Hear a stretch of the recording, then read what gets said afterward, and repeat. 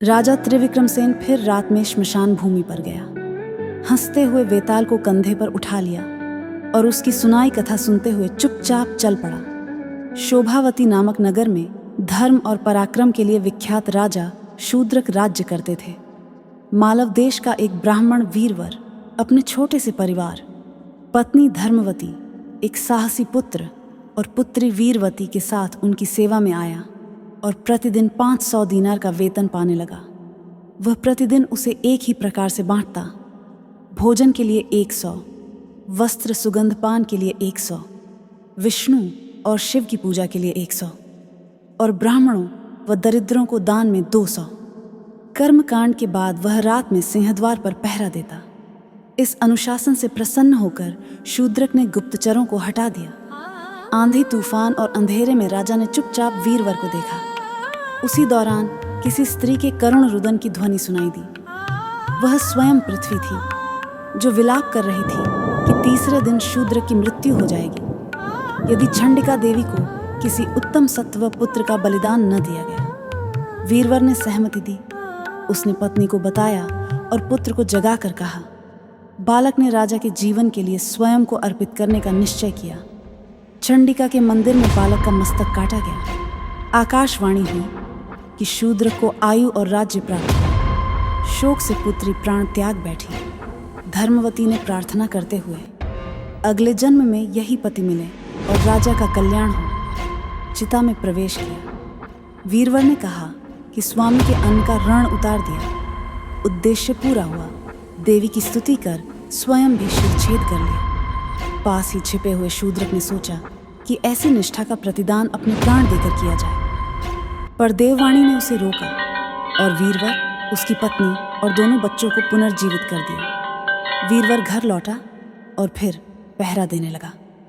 अगले दिन विस्मित शूद्रक ने उसे कर्नाट से संयुक्त लाट देश का शासन देकर सम्मानित किया। दोनों आपसी सौहार्द से रहने लगे। तब वेताल ने त्रिविक्रमसेन से पूछा, सब में श्रेष्ठ कौन, वीरवर, उसकी पत्नी, पुत्र या शूद्रक? राजा ने उत्तर दिया, शूद्रक। वीरवर का परिवार अपने निज व्रत निभाता है, पर सॉवरेन, राजा का सर्वोच्च धर्म प्रजा की रक्षा हेतु स्वयं को न्योछावर करना है, और शूद्रक ने उनके लिए अपना सिर अर्पित करने को प्रस्तुत किया।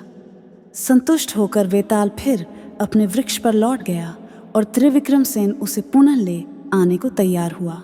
पूरी कथा दिखाती है कि लोग एक निरंकुश शासक और उसकी सत्ता बचाने के लिए अपने बच्चों और स्वयं का बलिदान करते हैं। बच्चा माता पिता और व्यवस्था के दबाव में ना नहीं कह सकता, पत्नी पति और व्यवस्था के दबाव में ना नहीं कह सकती, और ब्राह्मण वीरवर राजा और व्यवस्था के दबाव में ना नहीं कह सकता। इस प्रकार वे सब एक दूसरे के लिए पीड़ित भी हैं और उत्पीड़क भी, पति पत्नी पर, पत्नी बच्चों पर। राजा वीर नहीं है क्योंकि उसने आरंभ से ही बालक के बलिदान को नहीं रोका। क्या उसे एक लड़के की मृत्यु स्वीकार्य थी? 2 बच्चों की, 2 बच्चों और उनकी मां की। वह चुपचाप देखता क्यों रहा और रोकता क्यों नहीं? यदि इस कथा को बलपूर्वक थोपे गए संबंधों के जाल के रूप में पढ़ें तो यहां कोई श्रेष्ठ नायक नहीं निकलता। बच्चों की मृत्यु शौर्य नहीं, बल्कि उन पर हुई हिंसा का परिणाम है जो वास्तव में सहमति दे ही नहीं सकते। वयस्कों का आत्म बलिदान उस व्यवस्था के भीतर एक त्रासद अंतिम क्षण की अभिकरण संध्या भर है जिसने उनसे वास्तविक स्वतंत्रता छीन ली है।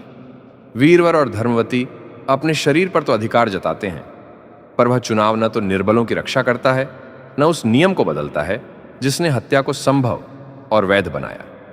उलटे उसी बलिदानी पटकथा की पुनरावृत्ति करता है। राजा का बाद का आत्मोत्सर्ग संकल्प उसके पहले के दोष, बालक की आहुति न रोकने को नहीं मिटाता। नेतृत्व का धर्म साहस की प्रशंसा करना नहीं, हानि को पहले ही टाल देना है। इस परिप्रेक्ष्य में वेताल को सही उत्तर किसी का नहीं है। महानता का अर्थ होता बलिदान आधारित अर्थव्यवस्था को सिरे से अस्वीकार करना, बच्चों की रक्षा करना और उन मान्यताओं कानूनों को बदलना जो राजनीतिक स्थिरता के नाम पर रक्त मांगते हैं। कथा दिखाती है कि देखभाल की जगह जब बलिदान से संप्रभुता टिकाई जाती है, तब कैसे लोग, पति पत्नी, शासक, एक दूसरे के पीड़क और पीड़ित बन जाते हैं। जब राजा आत्महत्या का प्रयत्न करता है तो कथा की नैतिक संरचना ढह जाती है। उसका यह जेस्टो न तो पहले हुए बालक बलिदान को रोकता है, न उस व्यवस्था का सुधार करता है जिसने इसे जन्म दिया, न ही निरंकुश सत्ता की जीवन रक्षा करता है। इसलिए कथा न व्यावहारिक बुद्धि देती है, न उपयोगितावादी लाभ। इन मृत्यु उपमृत्यु से न अधिक सुरक्षित राज्य बनता है, न बेहतर शासन, न भविष्य के बच्चों की सुरक्षा, बस तमाशा रह जाता है। यदि राजधर्म प्रजा रक्षा है तो यह विफलता है, यदि उपयोगिता कल्याण का अधिकतमीकरण है तो यह ऋणात्मक जोड़ है। कथा का शेष मूल्य मात्र निदानात्मक है।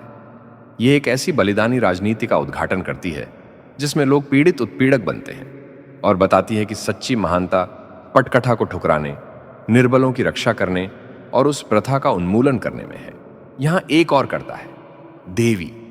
वह तभी बोलती है जब राजा अपना सिर काटने वाला होता है, बालक की हत्या और पत्नी की आत्मदाह तक मौन रहती है, और फिर वीरवर के परिवार को जीवित कर देती है। यह मंचन स्पष्ट करता है कि पूरा नाटक राजा को शिक्षा देने के लिए रचा गया था, और पाठ कठोर है। किसी भी कीमत पर संप्रभुता बनी रहनी चाहिए। निरंकुश शासक बच्चों, स्त्रियों, पूरे परिवारों के बलिदान स्वीकार कर सकता है और फिर भी सिंहासन पर बना रहता है।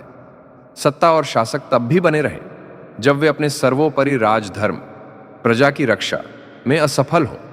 इसके अलावा कथा एक निकर्ष नीति को भी सामान्य करती है, एक ऐसे प्रजाजन का सम्मान करके जो अपने साधनों का अधिकांश भाग कर्मकांड, दान और राज्य सेवा में लगाता है।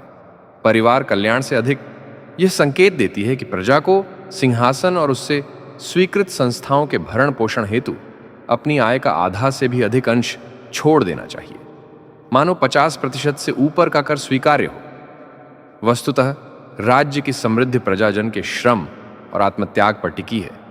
कथा मानो यह आग्रह करती है कि राजा इस सच को पहचानकर स्वीकार करे, यद्यपि साथ साथ वही प्रणाली वैध ठहराई जाती है जो उनकी आय और देह को संप्रभुता के लिए बलिदान योग्य मानती है।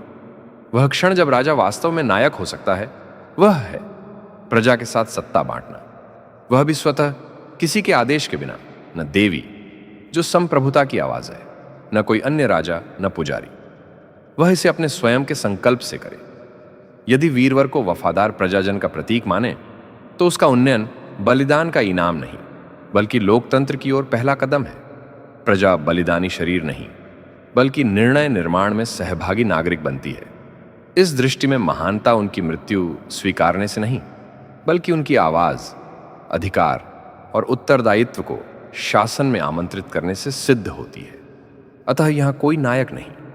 सचमुच का वीर कर्म यह होगा कि देवी की आज्ञा का उल्लंघन कर सत्ता का एकाधिकार छोड़ा जाए, निरंकुशता से बाहर निकला जाए और किसी भी प्रकार के मानवीय बलिदान को ठुकरा दिया जाए, सत्ता साझा की जाए और प्रजा की रक्षा को सर्वोपरि रखा जाए।